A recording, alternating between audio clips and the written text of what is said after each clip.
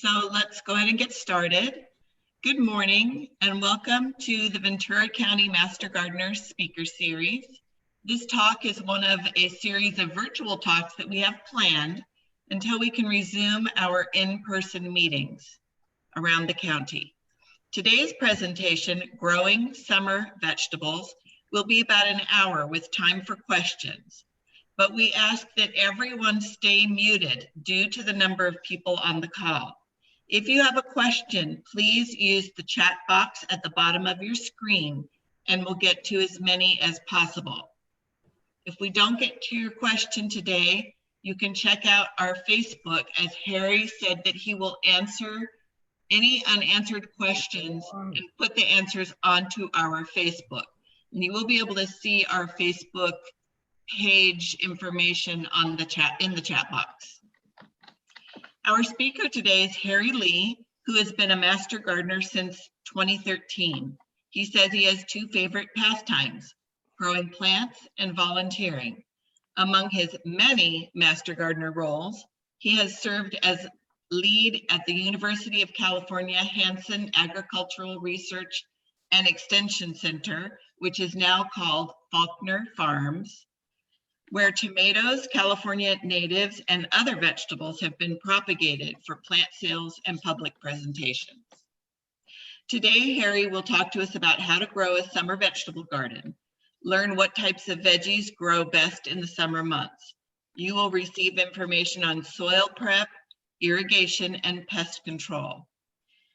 We have several upcoming Zoom classes and a succulent wreath class in person coming in the next few months. Please check out our website and our Facebook page for more information and registration.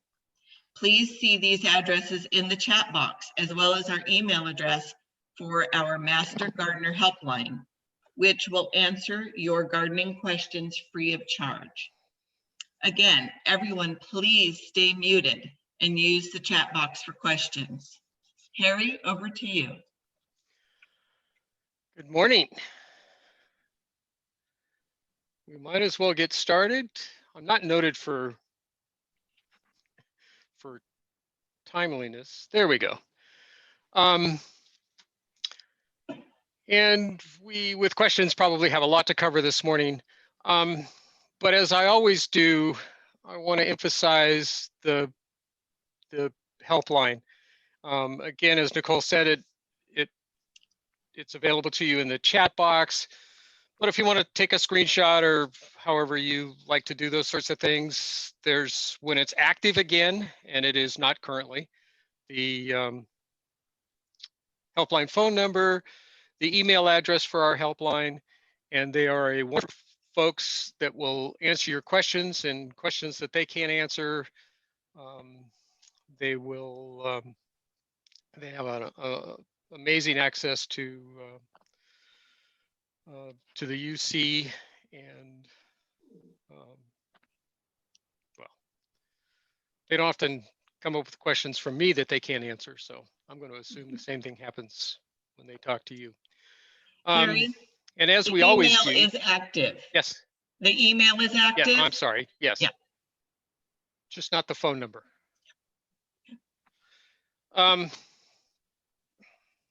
Yeah, that's what I need to do, is create confusion amongst with my favorite group.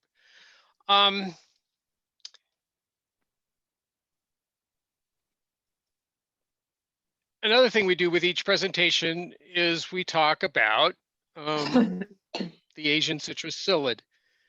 It's a problem in California. I noticed as we were going through, there's quite a few people that probably don't care about ACP, but if you live in California, you do. The Asian citrus psyllid is a pest that came into California around 2010, 2012. In our case, from Florida. It had hit Florida and has destroyed more than half of their citrus industry. My understanding is that there are more backyard citrus trees in California than there are commercial citrus trees. Regardless, this point in our battle with the ACP because it carries a disease called Huanglongbing, HLB for short, and it will kill any variety of citrus. There is currently no known cure. There's some really interesting things on the horizon, but they're not here yet and probably won't be for years. So it's something that we really need to be concerned about. If it spreads into our commercial industry, California's multi-billion-dollar citrus industry is in big trouble. We'd like to help as best we can to keep it out of the commercial citrus trees in this state. You can see a variety of pictures. These are the nymphs. I think they're actually easier to see. That's the adult. And when they're feeding, they push their butts up in the air, and it's pretty much a sit there at a real solid 45-degree angle. They're still only about 1/8 of an inch long and can be very difficult to see. With the nymphs, who will be feeding on new growth primarily, or pretty much solely on new growth, they've got these waxy tendrils that they actually use for pushing the honeydew that they create away from their bodies, and they are a little bit easier, I think, to see. If you do see them, then the next slide will contain some information on who to contact, but you certainly want to contact somebody, and every time you have a new flush or new growth on those citrus trees, you want to be out there taking a look at especially the new growth. Now, the adults will feed on older leaves also, but the flush in Ventura County, a lot of our citrus will do 2 or 3 times a year. We'll do a new flush, so keep an eye on it. The other thing I'm going to mention real quickly, and we'll get off ACP and onto summer vegetables, are ants. The ants will actually protect the psyllids from natural predators like lady beetles or whatever they might be. And as it is true with all fruit trees, you want to do your very best to keep the ants out of the citrus. And honestly, there's lots of treatments you can use. The very easiest one that I've ever personally used, and we use out at the vet center, are just ant stakes. They'll do a pretty good job of keeping the little buggers out of the tree, because again, not only the psyllid, but they'll protect any insect, any soft-bodied insect, especially that produces honeydew, because the ants are after the honeydew itself. Alrighty, and I promised you again the information on who to contact. There's a website reference right there. HLB, sometimes called citrus greening.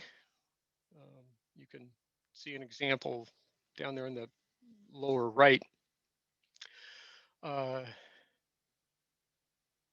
please keep an eye on those citrus trees. Check them, if not monthly, at least when the new flush comes out.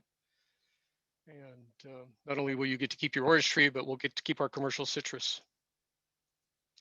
Okay, so now we're going on. We're gonna talk about what we really came to talk about today, and that's summer vegetables. And I guess we're going to start with a few examples. It's not a complete list, but you have in front of you, I don't know, maybe at least the primary vegetables that I grow.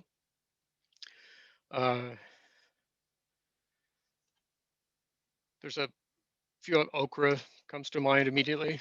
I'm sure lots of you out there like it.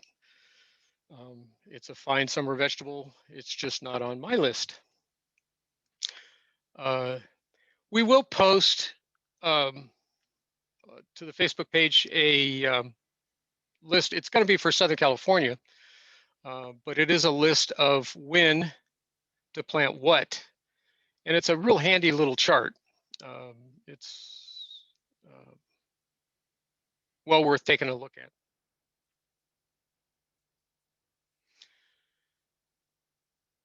Okay, the when.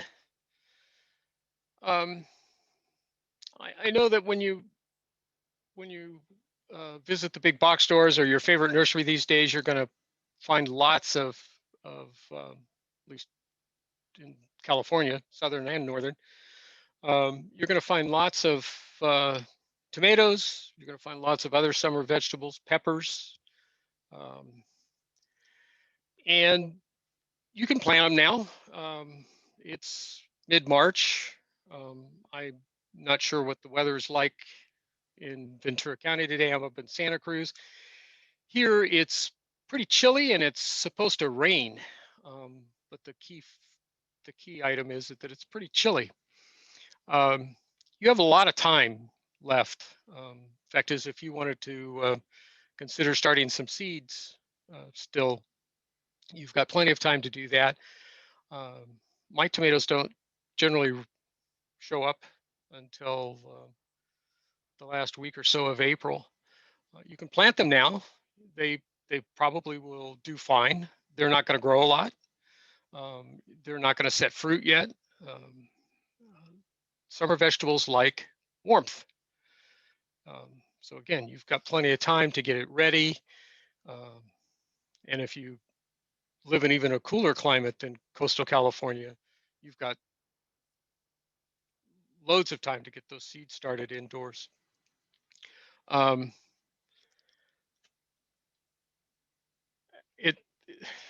When it's time to plant the winter garden, it's time to take out the summer garden. Well, the reverse, I should have flipped that. The reverse is now true.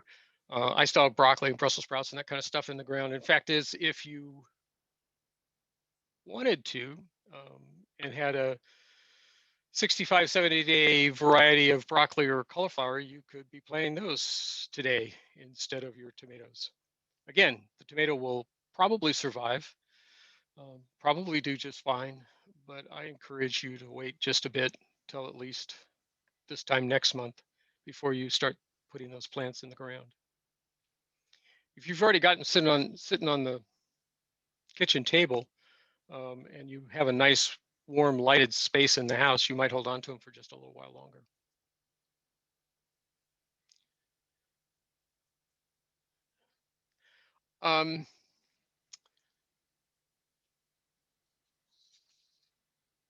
We really already have done our seed class, but I'm a seed person, so I've left the seed chart in there. These are the seed life in years. If you take good care of the seed, I'll try to get a one-page seed starting from seed handout on the Facebook page, and also that the helpline could use. Should you have questions, just remember that heat and light are very important, and especially for summer vegetables, they like lots of sun, and they like it nice and warm. A real quick comment on some of the direct sowed seeds like corn. If you're planting the corn too early, you're going to have a lot of trouble with it because it likes warm soil. So again, another reason not to rush into planting. Well, carrots and radishes will do fine now. The other things, beans and corn that you direct sow, you might want to wait a month. Okay, we're going to go over those really important terms again, and they apply just as well to plants as they do to seeds.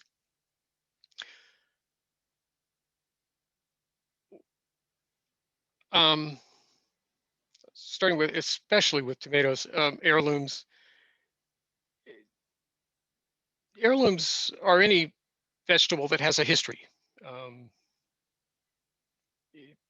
pretty typically thought of as any vegetable that any variety that existed around World War II. I mean, it's just a arbitrary cutoff, but it's, you know, it's a plant that your grandma raised, or your great grandmother from the old country, or whatever it might be. Uh, and it typically has a history, just something that tracks it through time. Hybrids, which are virtually, well, not virtually, they are all plants in some way. We've been hybridizing plants for 10,000 years as farmers. The definition is there. Typically, when you see it in a nursery as a plant or in a seed package, they're talking about F1 hybrids, the first generation of the combination of two distinctive varieties. We do that because hybrids can bring us a lot of benefits. It's really not a dirty word.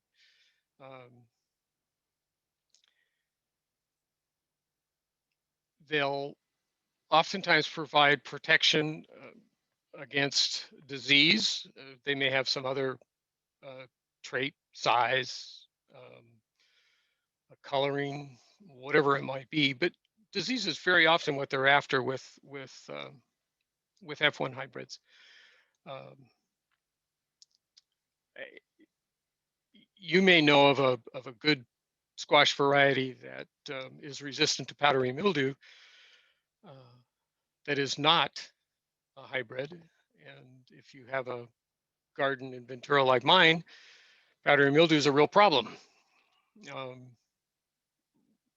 The longer growing winter squash are hard for me to successfully grow in my garden because the powdery mildew gets them before the fruit matures.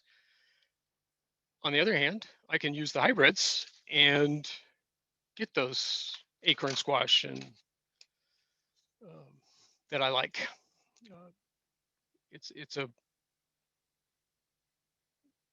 It's the only way that I've found to really truly successfully deal with powdery mildew is to get a disease-resistant variety. Those are generally found with hybrids, well, specifically F1 hybrids. Okay, not to belabor it, I'll throw the definition of a GMO out there again. We're not going to spend any time on it this time because you won't see it if you stick with this definition. You won't see them in a seed or a plant. You can't buy them. They're just not available to us as home growers, as home gardeners. You may have a looser definition of a GMO. If you do, there are plenty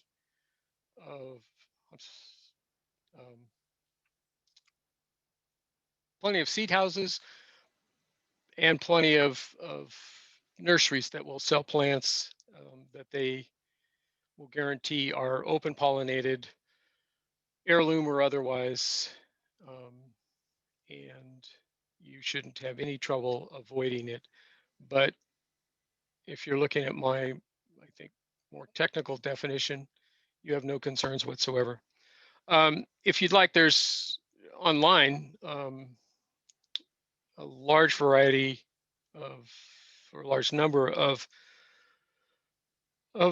nurseries and seed houses that have signed the Safe Seed Pledge, and that's usually a pretty quick way to figure out that you're not going to get anything that you don't want. Let's talk about planting it a little bit. If this is your first garden, do your best to pay attention to picking an area that's nice and sunny, as much sun as you can get. 6 to 8 hours a day is really what those summer vegetables are going to want. you want it to be level and well drained. We'll talk about raised beds, which are a very strong preference.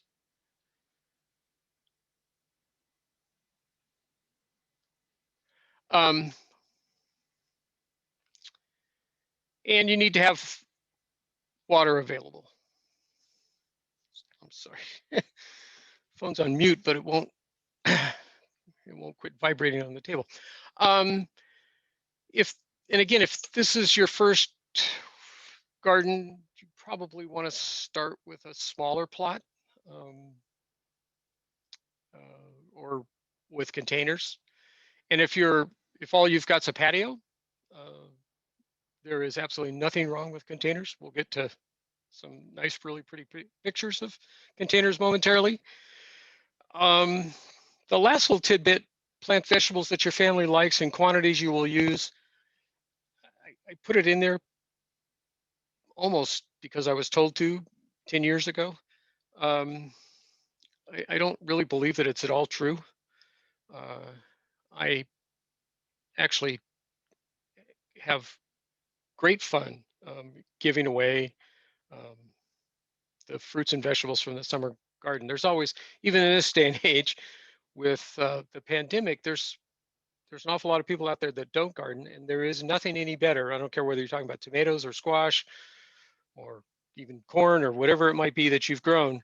There's nothing any better than the stuff that's come out of your yard, and you make instant friends.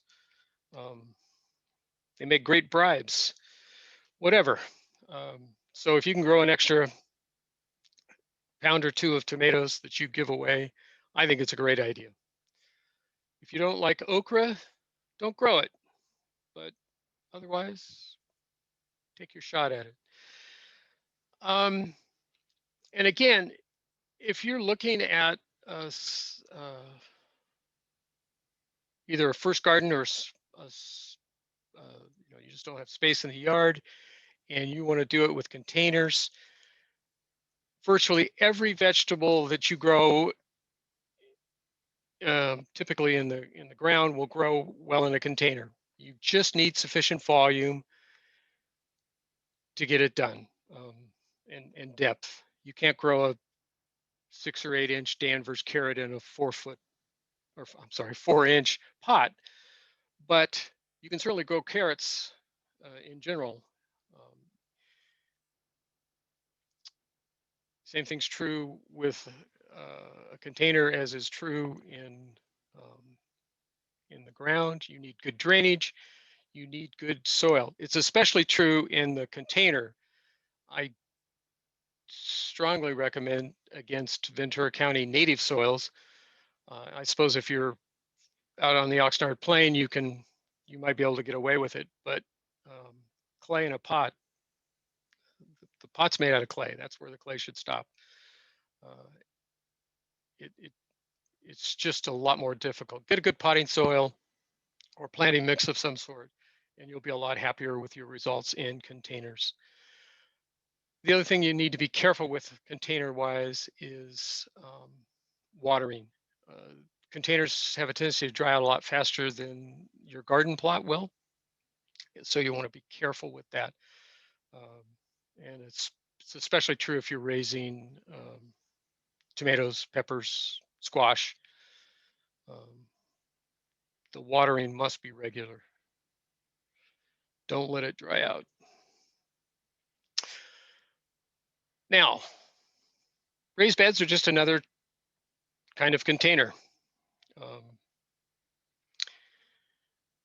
And I highly recommend them. If at all possible, this is what you want to do. Well, we'll get to what they're made out of. I'm going to give you all the reasons that you should be using raised beds. It's not necessary. I mean, you can plant directly in the soil, and as you may have been doing for years, but raised beds will make a lot of things easier for you. All of those things listed, especially the pest and disease control part, is they're just easier to deal with.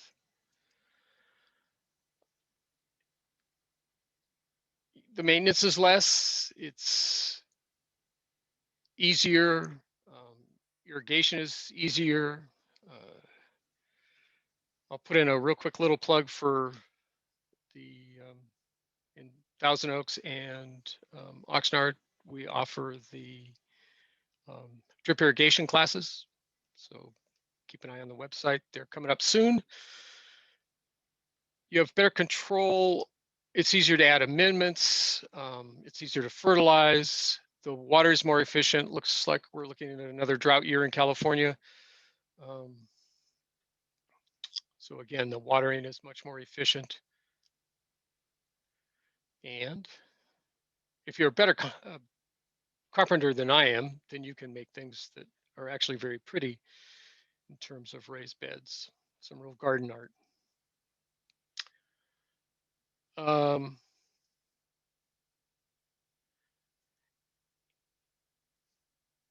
As we get older, raised beds can offer some real alternatives. You don't have to give up gardening just because you can't, because your back isn't cooperative anymore. I especially like that picture. Again, I'm not up to the carpentry on that. Mine don't look nearly that good, but it is a real viable alternative. 4 or 5 years ago, I helped one of the local physical therapy groups construct some raised beds for a group of folks coming out of open heart surgery. And so bending over was something they weren't allowed to do for a month or so, but it was decent exercise and got them outdoors and got them doing something fun. Yeah, ours looked a lot more like that. A few things I'd recommend: keep the raised beds under or 4 feet or less across. Basically, you want to be able to reach at least halfway across the raised bed from each side. If it's up against, like if that thing was turned up against the fence for whatever reason, it probably needs to stay more like 2 feet, 2.5 feet. They can be as narrow as you wish or as space allows. They can be built, I mean, typically they're built out of wood, but I have seen plenty of them built out of rock or cinder blocks. Cinder blocks are a great place for the bugs to hide, so fill that part in also. And the only thing I wouldn't use in a raised bed is treated wood. Some of the stuff used to treat wood is still pretty toxic. Not what it once was, but still pretty toxic. And again, I don't recommend native, at least our native soil, in a raised bed. I would absolutely go for a good anything labeled potting mix, anything labeled as a good planting media. If you're building them on the ground, mixing in some native soil is fine. Just make sure that you get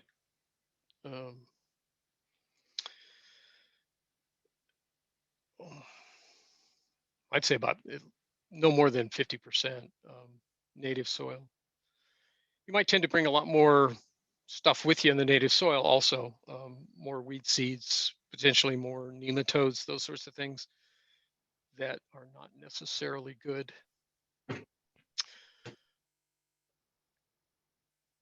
Some general instructions on preparing the bed itself. If you've built and filled a raised bed, this doesn't apply. If it's the second year, it sort of does. You still need to make sure that that a raised bed is worked probably it's a good time to be adding the compost or fertilizer, whatever soil amendments you might be adding. If you're working in the ground, you want to work it down probably as close to 10 inches as you can get, which is about a typical shovel depth. But try to avoid bringing the soil up from the bottom to the surface. You're really much better off if you keep the soil structure relatively the way that it is. Keep the various types of microbes and whatnot where they're supposed to be. And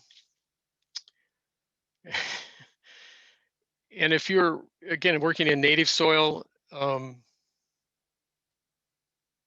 native soil, you're going to have the hard, dry clods, and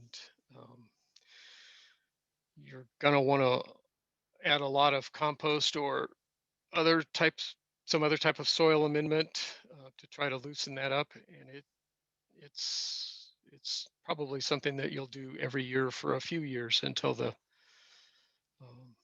clay is well broken up.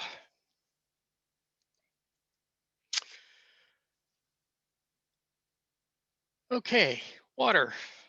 Always in short supply around here. It's going to vary depending on your soil and weather conditions. When you get into the middle of summer, when it gets nice and warm, you want to make sure that you keep an eye on it. You don't want your vegetables drying out. It's really not good for them to wilt. You'll make them more disease prone, more pest prone, and we'll talk about blossom end rot in a little bit.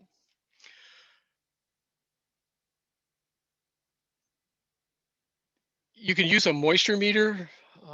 You can stick your finger in if you've worked the soil pretty well, you can stick your finger in there when it feels dry, when the top inch of the soil or so is dry. It is time to water. And again, if you're in containers, keep a closer eye on them.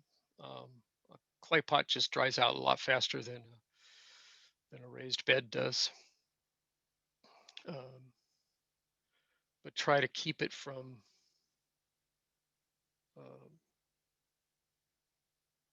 try to stay out of that wet and dry cycle. You'll save yourself a lot of headaches and heartaches.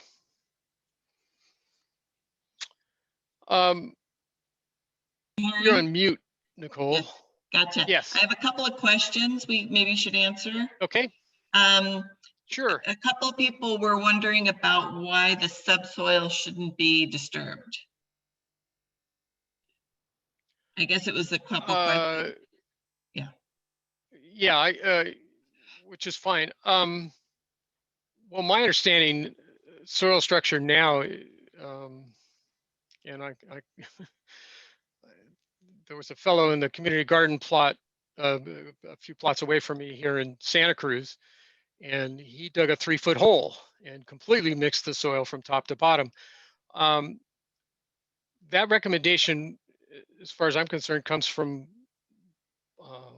the idea that the microbes that live in the soil are different as you move through the soil, and in the root zone, I'm not sure that it matters. So if you're talking about the top 6 inches or even maybe as low as 10 inches, I'm not sure that it matters a lot. But after that, you just don't have the same little creatures living there that you do in the first 10 inches of the soil. That's the idea that I'm after. Does that make sense? And you had another question? Did you have a recommendation on a good thermometer or a moisture meter? I get my moisture meters from Green Thumb, from our local nursery. Yeah. I get the single prong one. I just haven't because I don't use it for measuring pH, which we will also talk about, I think, in a little bit. pH is kind of important, but I've never found them to be particularly useful as a pH meter. So I just get the moisture meter. I don't know, they're $8 or $10, I think. And I can't even begin to tell you where I got my soil thermometer. I assume it's from one of the garden websites that I frequent. And I do use it. I just want that soil in my raised beds to be in the 60, 65 degree range before I start putting the corn in the ground. Especially corn is real sensitive to rotting in cold soil. Amazon, typical shopping places, you should be able to get either one of those. I'm either at the local nursery or at or through Amazon.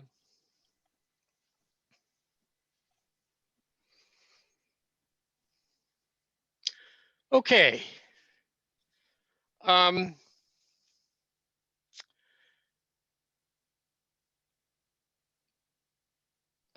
Some years back, I mentioned mulch in one of these talks, and somebody went out and put the big 2, 3, 4-inch wood chips that we would put around fruit trees, I think, typically in their garden.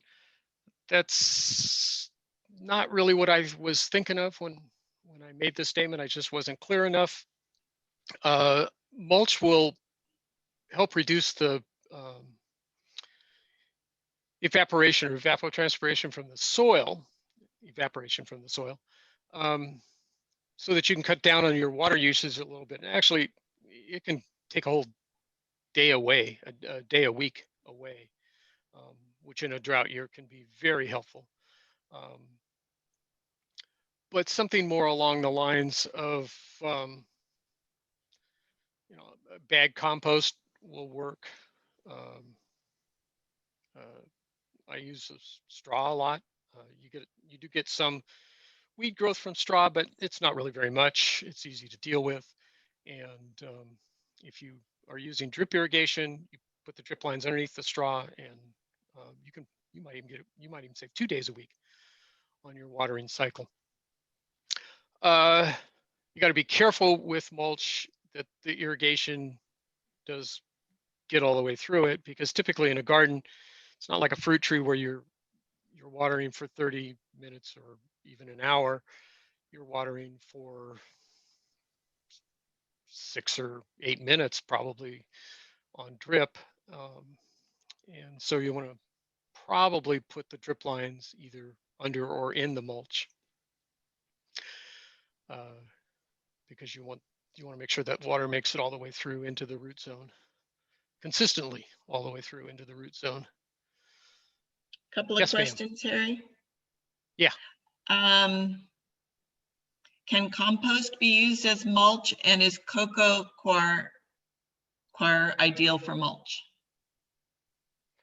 I would say yes to both. Ideal is maybe more than I would say. I think it would make a pretty good mulch. It's going to last a long time, longer, I think, than straw. Typically, the straw you can turn over in between your summer garden and your winter garden, and you really haven't, it's just not in the way. The coconut stuff you may need to actually pull up, because I don't think it breaks down that fast. At least the only place I use it is in wire baskets for begonias, and it lasts several years. So it might be a little bit more durable than some of the other mulches. Compost is fine. Absolutely nothing wrong with it. Couple more mulch questions. Sure. Can California live oak leaves be used as mulch? I wouldn't. No. Um, I'm a little afraid of oak trees in terms of vegetable gardens because they Yeah. are a very competitive tree. Um, so I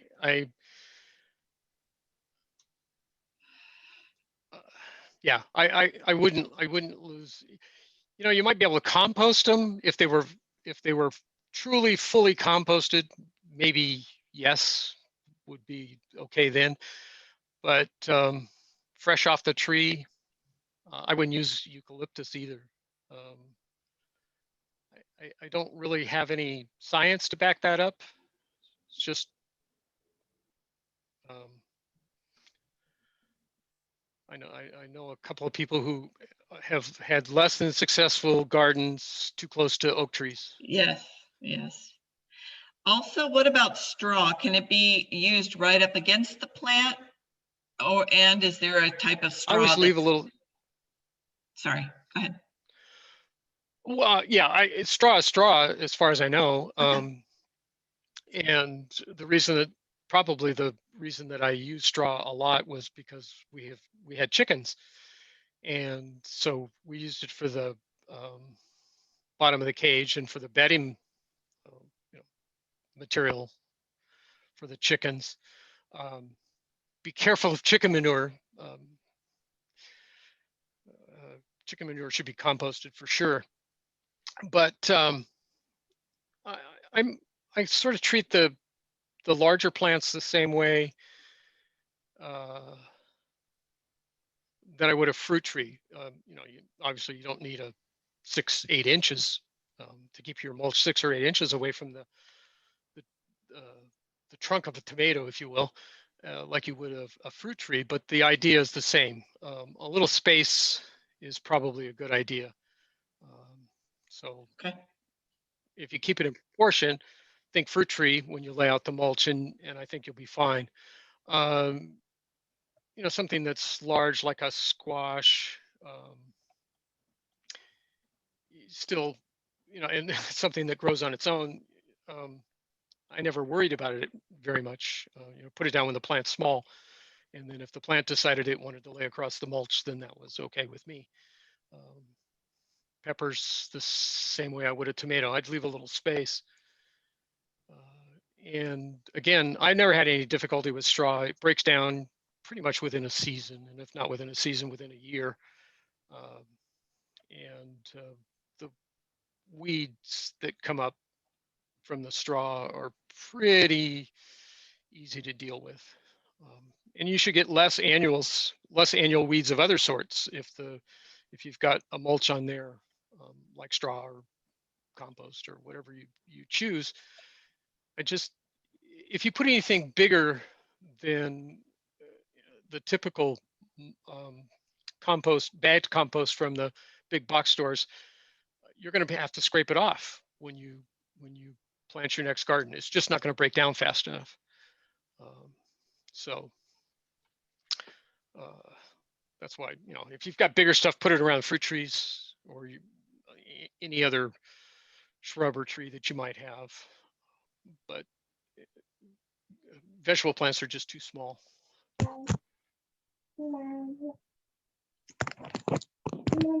Okay.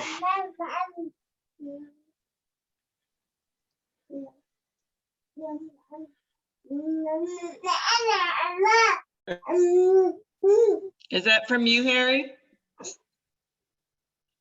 You're on mute.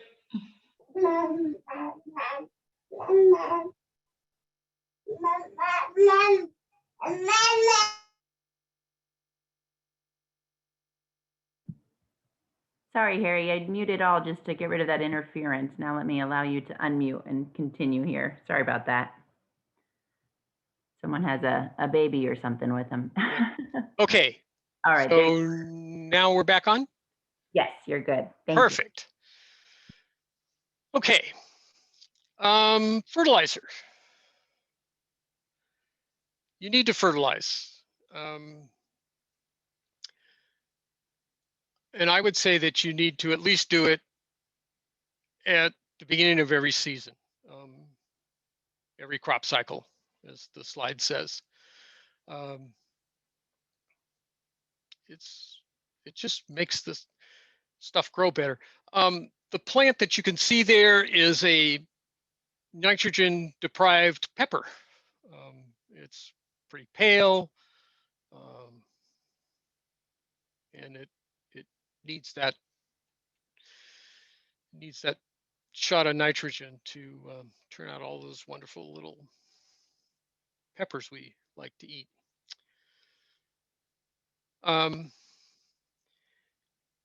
It's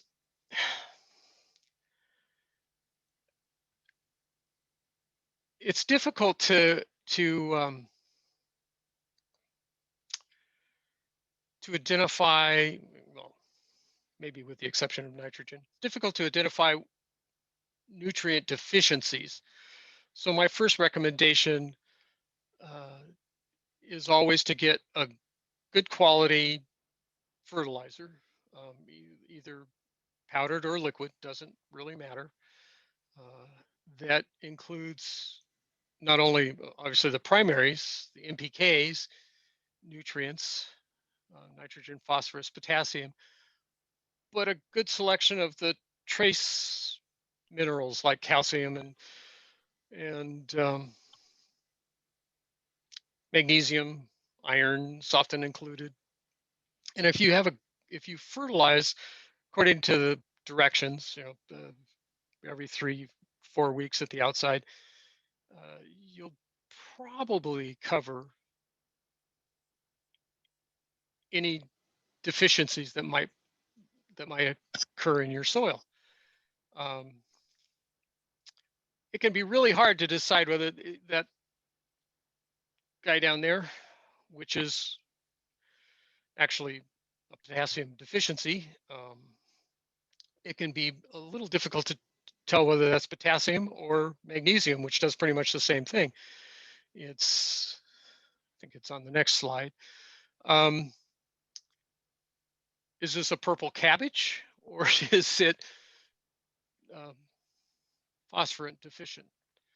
And when I stole the picture off the internet, they told me it was a phosphorus problem.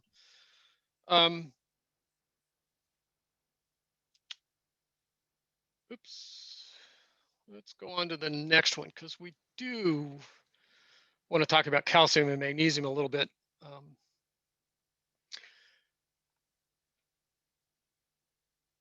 Magnesium moves through the soil, through the plant really quickly. Calcium is actually the exact opposite. It moves slowly.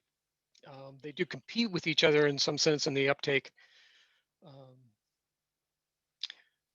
Both of the pictures there are actually a calcium deficiency, and we have what is probably one of the most common problems, certainly one of the biggest questions I get in vegetable gardening sessions is blossom end rot. And the tomato in the lower right is a good example of blossom end rot. It's a calcium deficiency. However, it's probably just as often an abiotic problem, a watering problem. When you let we talked about the going through a wet and dry cycle because your watering isn't quite consistent enough. That's what will happen to your tomatoes. Squash will do the same thing pretty easily. Peppers will do the same thing, again, pretty easily. And you can treat a calcium deficiency all you want. If you aren't watering regularly, if you're letting that plant dry out so that it even wilts a little bit, chances are, if you do it when a tomato is fruiting, you're going to end up with blossom end rot. And once you see that spot developing, it's too late. You can't fix it, and chances are that tomato is not going to ripen enough to make it worth keeping. So I pull them off and hope for better results next time around. if you have a real calcium deficiency, you can treat it with a foliar spray. It's a bit of a challenge. You got to do it in the morning when the plant's respirating. You really have to pay attention, if you're going to be effective, to the underside of the leaf more than the top of the leaf. And again, it can't be too hot, or actually can't be too cold either, but typically if you're getting a lot of tomato fruit, it's heat is more of a problem than cold. But the plant has to be respirating. You want to concentrate on spraying on the underside of the leaves, and you can do it with any one of a million different calcium fertilizers that are available. Harry, But I would, yes. have a couple questions about what you're talking about. Okay. Can you speak to eggshells being added to tomato plants, gypsum, and Epsom salts? So I'll be nice and we'll do it just exactly in the order that I got the questions, because when we get to Epsom salts, I don't, nice isn't necessarily what I'll be. Eggs are fine. Eggs are perfect. If you put eggs in your eggshells in your the hole that you plant your tomatoes in,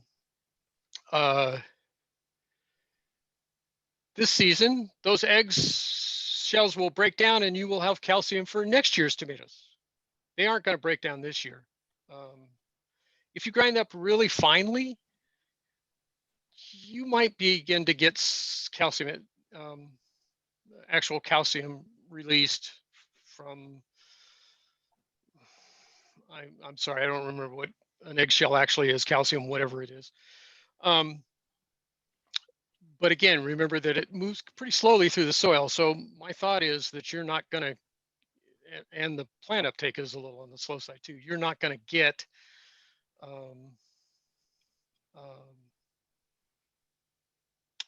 you're not going to get a lot of calcium out of those eggshells that you put in the hole with the tomato this year. But eggshells are a good fertilizer. You can also grind them a little less finely and put them on the soil surface if you have a problem with slugs and snails. They might help you with that, but then they're going to take that much longer to break down. Now, the Epsom salts. Epsom salts have absolutely nothing to do with blossom end rot. Epsom salts are magnesium, not calcium. If you have an overload of magnesium in the soil, it will actually even slow down the uptake of calcium further. So if you have a blossom end rot problem that is not abiotic and you add magnesium, you're probably going to make it worse. Nothing wrong with Epsom salts for a magnesium deficiency. I really recommend that you use a good general fertilizer that has the micronutrients like calcium, magnesium, even sulfur. We'll talk about sulfur in a second, and not Epsom salts all by themselves. You're not going to hurt anything unless you use too much. But in native soils, my understanding is magnesium in Southern California is almost never an issue. In a raised bed, of course, it can be because because you are using it, and it's probably, though, still better treated with a real general fertilizer. All those things are really treated with a good quality fertilizer that has the micronutrients. You shouldn't have to add a lot of the individual nutrients, possible exception of sulfur, and that's because of pH, not because of your plant using up all the sulfur that's available. You can also consider, if you're gonna deal with nutrients on an individual basis, you might consider a soil test kit. They're not perfect for us as home gardeners, but they're not bad. pH test kits are, in fact, I think pretty easy to use. If you do a good job and follow directions, the soil test kits also, I think, tend to produce reasonably accurate results. So if I was, before I added a pound of Epsom salts to my 4x8 raised bed, I'd certainly be testing to see if I had a magnesium deficiency first. I used to have a real soapbox for Epsom salts, but it's actually not nearly as bad as it used to be on the internet. Everybody would recommend Epsom salts for virtually every plant problem. And really, when you get down to it, it's magnesium. And that's it. Let's real quickly, before we get off this stuff, hit on pH. Almost all the nutrients, some of them more than others, phosphorus and potassium are both affected by pH. Again, it is worth testing, probably more than for individual nutrients. Vegetables like a pH below 7, 6.5 would be a good target. It's somewhat difficult to obtain and maintain. If you have alkaline soil, again, which we really do, all over the county, all over the state. You're doing it every year, but you may want to consider the addition of sulfur as a means of lowering the pH, and that'll make a lot of the nutrients in the soil more available to your plants. If you're gardening directly in the native soil, you are absolutely going to do it every year. I mean, assuming you do it at all, but you're going to do it every year because it's not going to hang around. And you think about most of us in the county, every time we water, we're making that soil more alkaline because our water's so hard. Okay, now this is a pipe dream for most folks. Crop rotation, by definition, means you have room. I would say real crop rotation would mean that you had at least 3 different raised beds and maybe even 4. But I'll tell you in general what I'm after.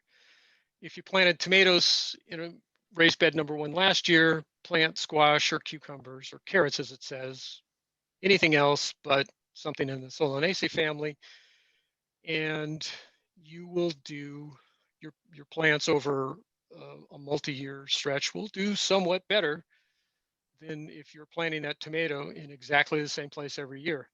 Now, if you have one raised bed, moving it from one side of the raised bed to the other is the best you can do, and I'd probably recommend doing it. I don't know that it'll really get you where you need to be, but if you can do a little crop rotation, you will reduce, especially the disease load in your soil. And it's not so much a nutrient thing. Squash are also heavy feeders, corn. I mean, there's lots of things that use up lots of nutrients as tomatoes and peppers do. But crop rotation is just a good idea. Most of us just don't have the space to really pull it off. And as long as we're looking at potatoes, if you're going to grow potatoes, and they're wonderful things to grow, you might want to consider the potato bags that you can get, or a large, pretty good size, but a large pot planter of some sort. I would not tend to recommend you put them in your raised beds. You don't want to grow potatoes with any of the other solanaceae, any of the tomatoes, peppers, or eggplants. And the problem with potatoes is that you leave all those little baby potatoes in the soil, all those little tiny ones, and they just keep coming up for several years. But you're just asking for disease issues, I think, if you try raising potatoes in the same place you're raising tomatoes or peppers, especially or eggplant. They're all in the same family. They all suffer the same problems. Okay. Oh, we're going to move it along here a little bit. I'm going to give you the address of the UC's Integrated Pest Management website. I still highly recommend the helpline. Again, when you get down to it, it can be a real challenge to tell the difference between a magnesium deficiency and a potassium deficiency. They both have yellow blotches between the leaf veins. The folks on the helpline can help you figure out which one you actually have. But should you want to look at it, it's a wonderful site, and it'll cover both pests and diseases. And it'll also give you a link, which I didn't provide, a link to the California Garden web that the university maintains. Also an excellent source of information. We're gonna have to rush through this because, like I said, I tend to talk too much and we're a little over time already. But I'll try to hit on some of the big stuff here. The vertebrates, actually, if you have them, they're the most difficult thing to, I think, to deal with. Birds, you can use bird netting. Tool, the stuff you get from the fabric stores, works real well. If I don't mention it later on, the tool will, it's really just a fine netting.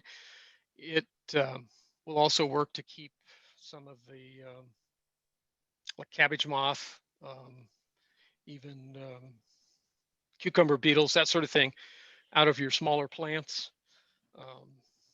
It's handy dandy little stuff. And again, any fabric store, go in and ask them for tool and they'll have it. Ground squirrels also, sometimes you need a frame, but they'll also can be usually controlled, not always, but usually controlled with bird netting. It doesn't have to be wire.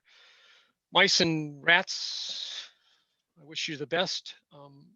And you probably, if you have a problem, you're either trapping them and or hardware cloth or chicken wire. Don't use chicken wire for gophers. It won't last enough.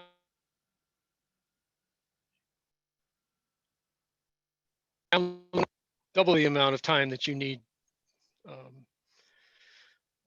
or that you have before you need to replace this stuff. Again, it's a little more expensive, but hardware cloth is well worth the investment if you have a gopher problem. And if you live in Santa Cruz County, you have a gopher problem. Little creatures come up in the middle of the highway. Okay. Real common pests, aphid. Aphid respond real well to insecticidal soap. You can make it. Lots of formulas on the internet, or you can buy it, which is probably a little easier. You can also, in the winter, they wash off real well. In the summer, I don't like watering above ground level in the summer, because you get a little, you're going to get a little more of the fungal diseases like Fusarium and wilt. You just have more problems. But you can, if you want, you can wash them off. Ants, see the little ant? They're as big a problem anytime you have aphid or any of the honeydew producing soft-bodied insects, keep the ants out of your garden. Ant stakes, again, they're not typically organic. There are some organic things that you can do. I just use ant stakes, got to admit. And you don't have to do it every season, so that's maybe not so bad. Slugs and snails you do by hand. Try to keep the try to keep them picked up. They'll do some damage unless you get a fair number of them. The drought, certainly, that's a benefit of the drought. You don't tend to have as many snails. I know the IPM has a new announcement, warning, I'm not sure what we call it, on an imported stink bug. They're a bit of a pain. All of the guys on this page are a little difficult to treat. They're all, you're really hand picking them. You can use row covers if it's a problem, because they'll do more damage to small plants rather than the large plants. If you find one of these and picking up the eggs on the cucumber beetles are, they're brown, they're on the underside of the leaf, is a real good way to do it. But if the plants are large, they'll typically survive well enough. Small plants, they're deadly.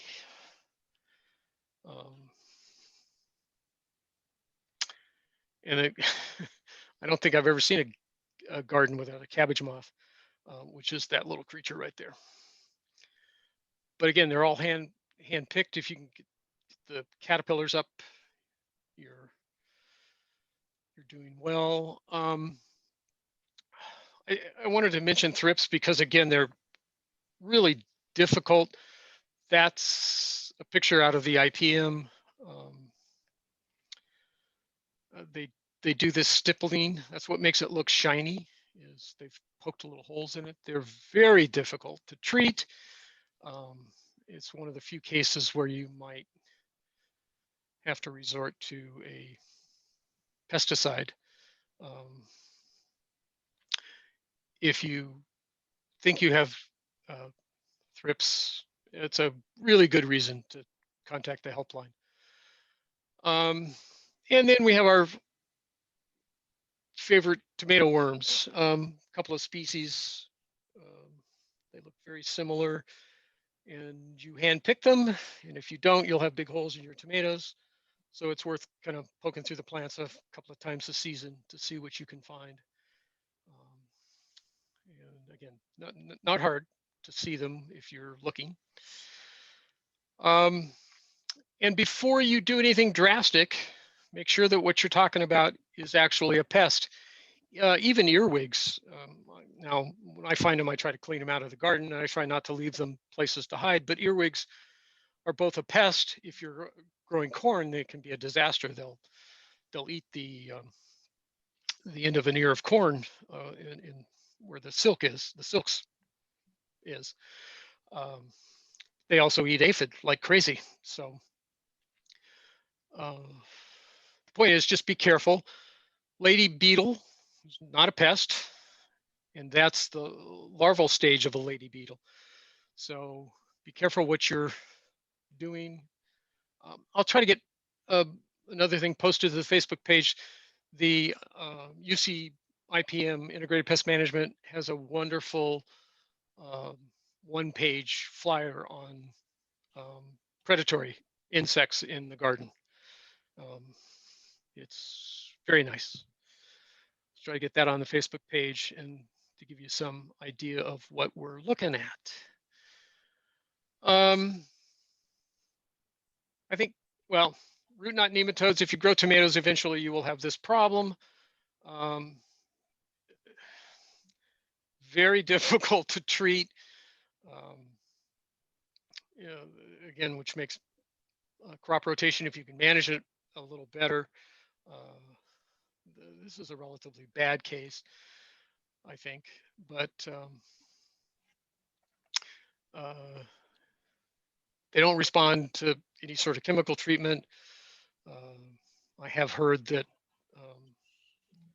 commercial growers are experimenting with steaming the soil. That's probably something we can't do. If you find, I look at the roots of all of my vegetables as I pull them out of the ground every year. If you find something like this, contact the helpline. That's powdery mildew on a pea.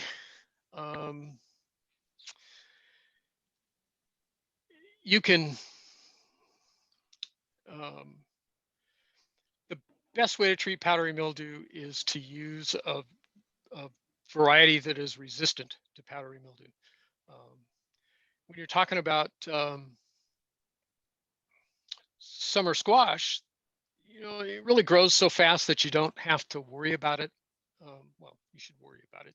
You can wash the leaves of the squash off. That actually will reduce it somewhat. You can also spray fungicide. Safer Soap makes a 3-in-1 fungicide type stuff. Also insecticidal soap, and I don't remember what the third thing is, but anyway, it will help you keep up. But the nice thing about summer squash is it grows so rapidly that you'll get a lot of squash, even if you have a powdery mildew problem. We've already talked about blossom end rot. Same picture, I think. And if you get it, best thing to do is first think about your watering practices.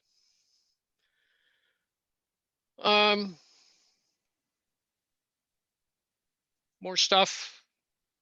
I think we're already 15 minutes over, so we'll skip that, well, real quickly. If you get any of this is Fusarium wilt. That's actually early blight. If you get anything that looks like that, take lots of nice pictures and contact the helpline. Very difficult to treat, but treatable. Okay, we'll take a few questions and then we'll see if we can't get most of the rest of them onto the Facebook page. Nicole. I believe that if everybody wants to look in their chat room, there's many answers to a lot of questions, especially one. Kathleen Doran has sent something that talks about how to take care of some of your pest problems, larger pests, rodents and such. The only question that and there's also information on our helpline, on our YouTube channel, and and a pest management website. So please check out your chat room for lots of this good information. Couple of questions, Harry. There's actually only 2 that we haven't answered yet. Any suggestions for protecting in-ground veggies from earwigs? It doesn't say which vegetable, huh? No, it just says in-ground. So carrots, I guess, or something, or? Yeah, and they might damage. They might damage pretty much anything at soil level. If you either look at the IPM, contact the helpline, or gosh, you can even use the internet. Trapping earwigs is not that hard. They will do. They'll prefer decayed material, but even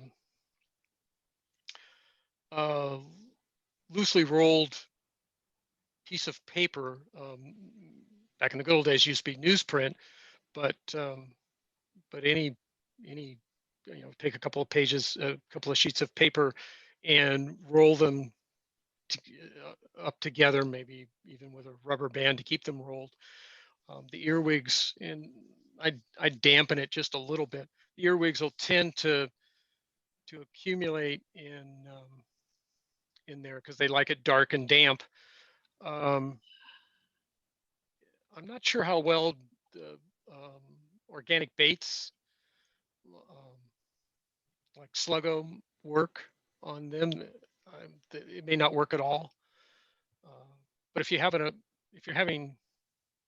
it is earwigs that are doing it and not sow bugs,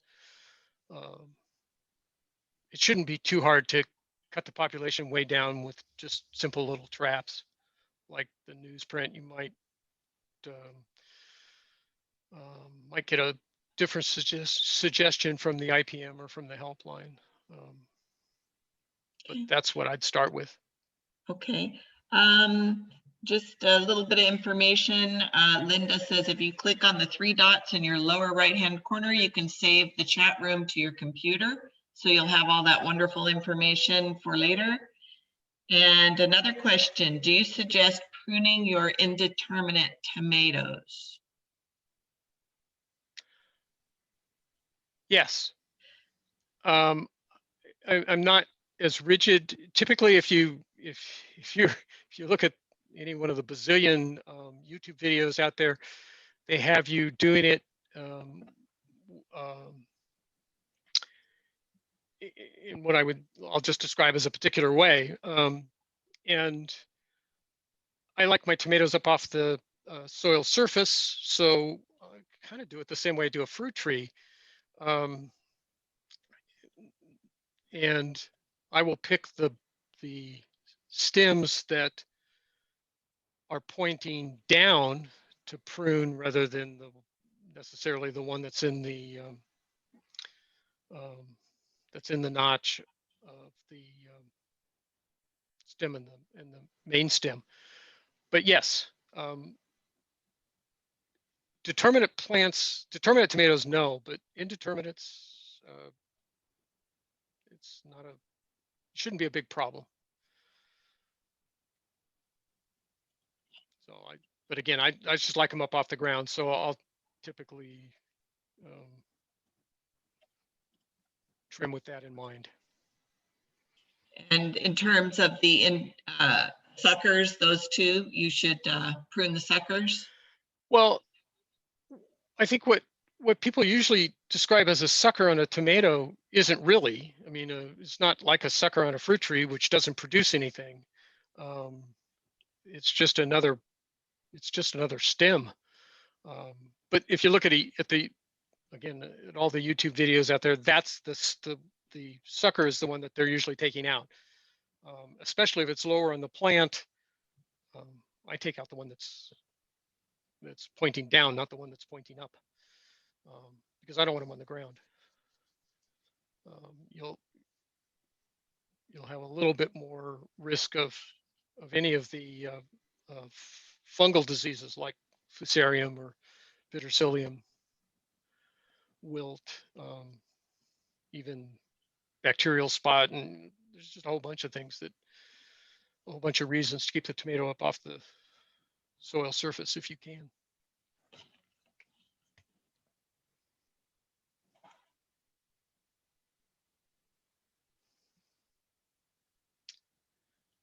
Catherine has a question.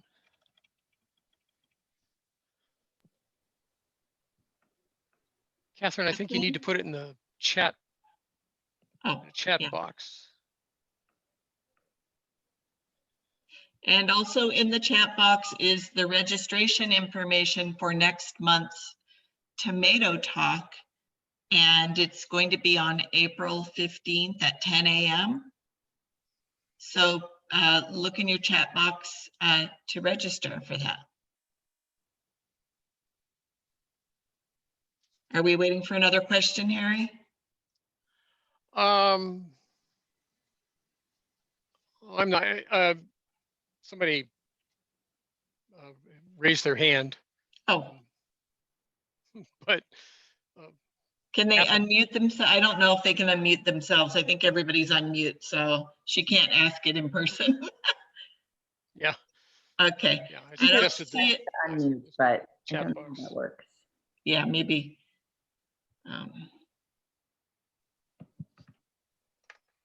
Okay, so maybe if she doesn't type it in here in the next moment, she can ask the helpline.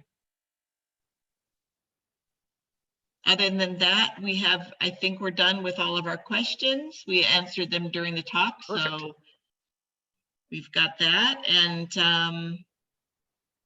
that's it, right, Harry? That's all I've got. All right, everybody, please be sure to check out our webpage for future classes because we always have something going on. Take care, stay safe, and we'll see you next time.